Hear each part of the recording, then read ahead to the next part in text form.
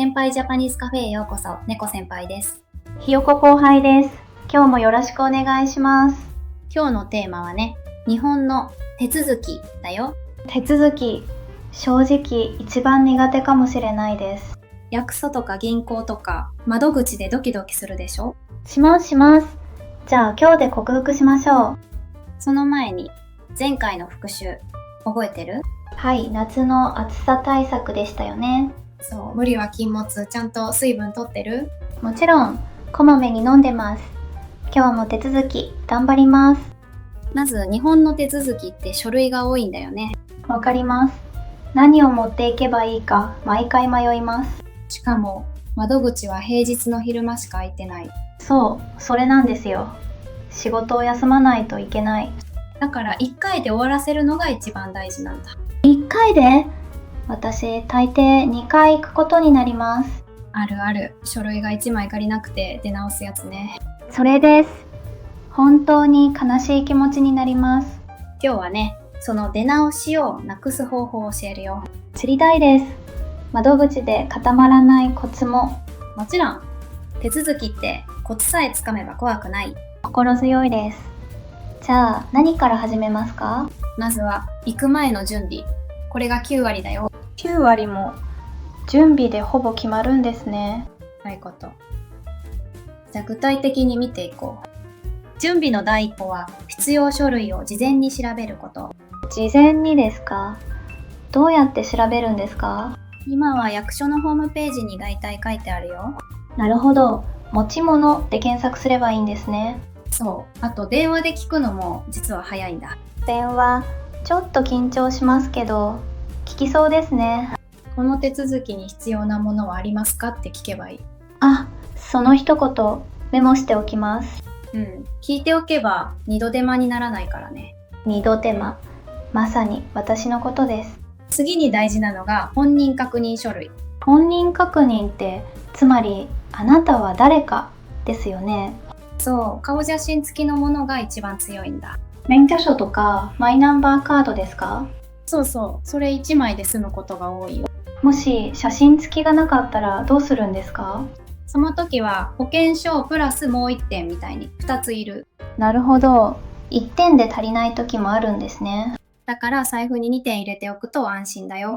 備えあればですね。覚えておきます。それから日本ならではの印鑑、ハンコだね。ハンコ、まだいるんですか？サインじゃダメ？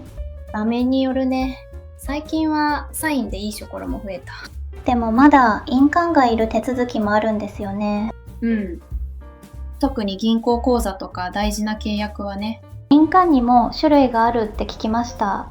そう、普段使いの任印と登録した実印があるんだ。実印はその登録をしないといけないんですか？役所で印鑑登録をして初めて実印になる。へえ、登録して初めてなんですね。奥が深い。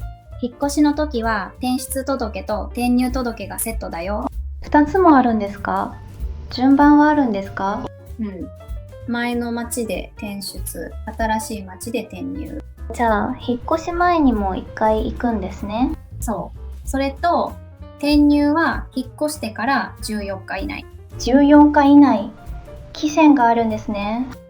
過ぎると注意されることもあるから気をつけて。引っ越しでバタバタしてる時こそ忘れそう。だからこそリストにして先に予定を組むんだ。計画的にですね。だんだん見えてきました。窓口に着いたらまず申込書に記入するよね。記入、緊張します。間違えたらどうしようって。大丈夫。間違えても二重線で消せばいいんだ。修正テープは使っちゃダメなんですか？公的な書類は基本ダメ。だから点線印を押すんだ。訂正印。だからハンコを持っていくんですね。そういうこと。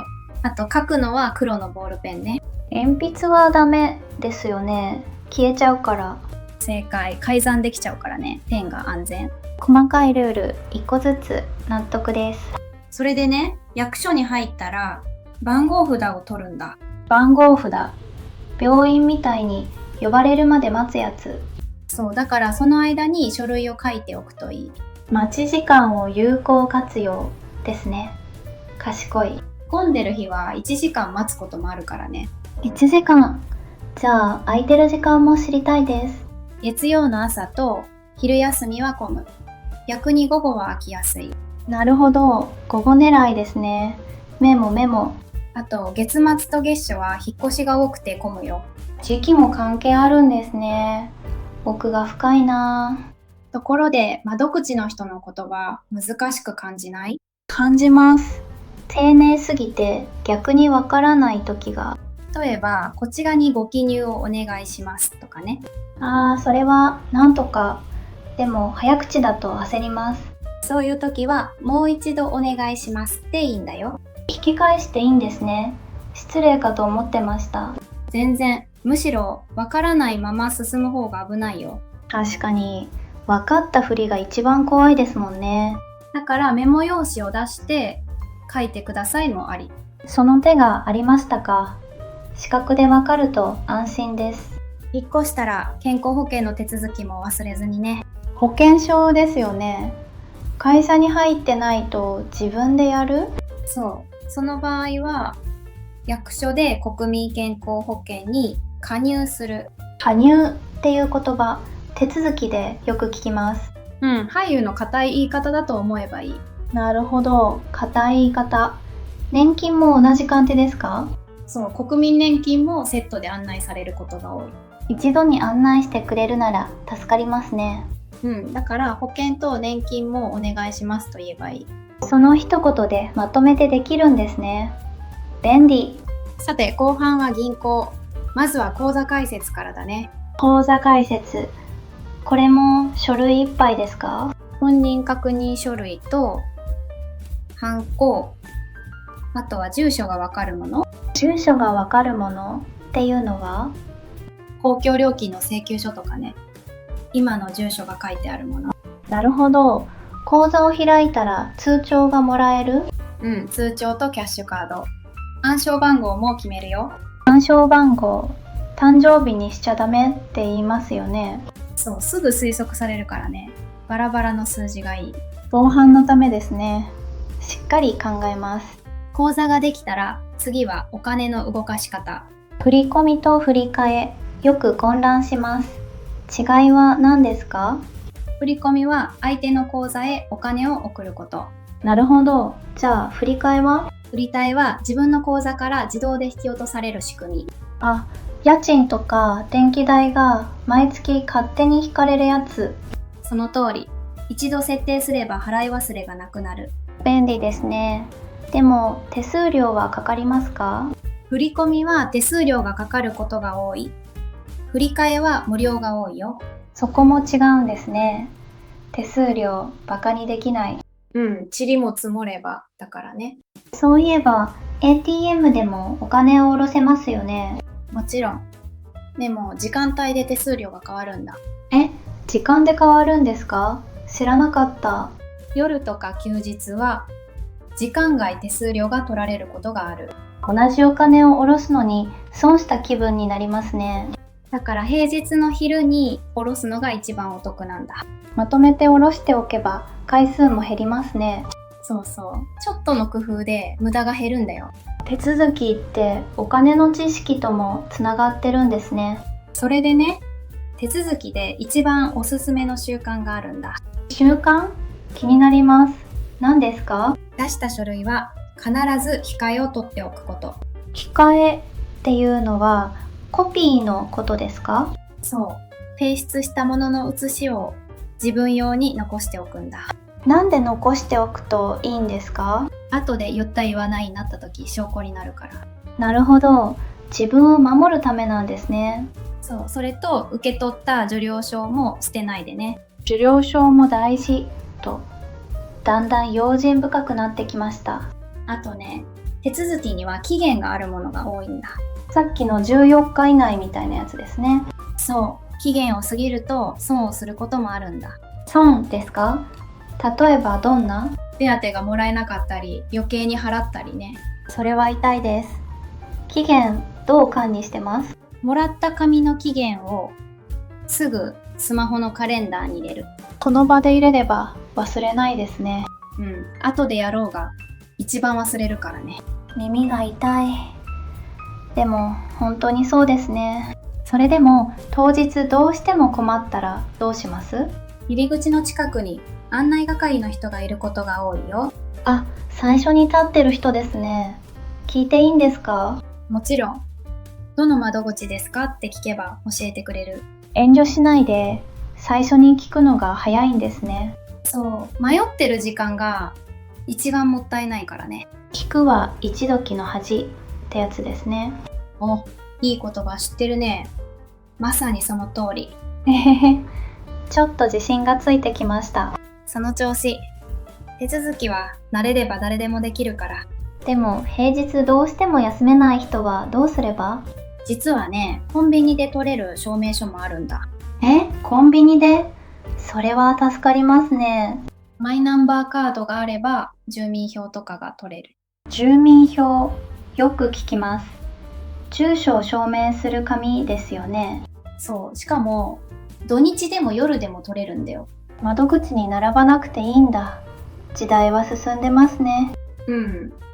だからカードは早めに作っておくと得なんだ。早めにが今日のキーワードな気がします。鋭い。準備もカード作りも全部早寝が勝ちだよ。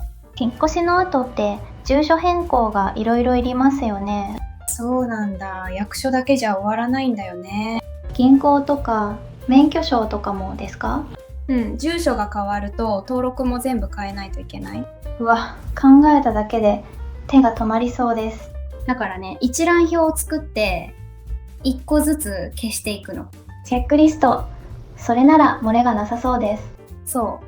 終わった項目が増えると気持ちいいよ。ゲームみたいに楽しめそうですね。その発想いいね。面倒を楽しみに変えるのが上手。もし本人が行けないときは家族が代わりに行けますか？いけるよ。でも委任状っていう紙が必要になる。委任状。私が頼みましたっていう証明ですか？その通り、本人が書いてハンコを押すんだ。なるほど。代理にもちゃんとルールがあるんですね。うん、勝手に変われないようにね。本人確認は厳しいんだ。